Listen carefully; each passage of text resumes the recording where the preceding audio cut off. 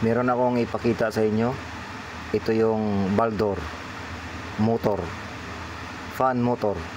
So meron niyang 1/2 horsepower, meron siyang bearing number na 6203 tsaka 6205. So makita natin dyan, meron tayong DE, yan yung ibig sabihin yun, driving end. Ang OD naman, opposite driving end. So sa motor template na yan, dyan mo makikita ang level, ang specification. So yan yung bearing natin na 6205. Yan. So yan yung driving end natin. Ito naman ang OD natin, opposite driving end, 6203 ang bearing number.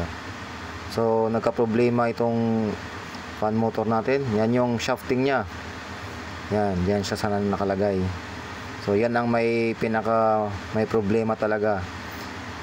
So kalog. Yan. Kalog na yung bearing.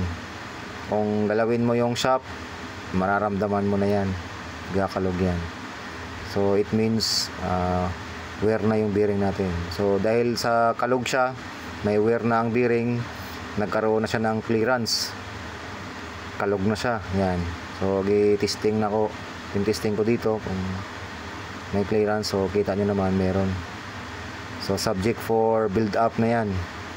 Kaya sa konting vibration o konting kalog ng bearing, kailangan palitan agad para hindi na humantong sa ganyan, para hindi na lumaki ang damage.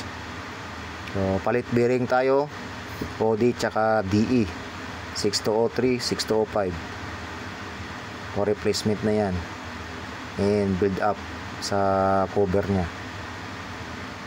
Yan. So laging tandaan, dapat hindi natin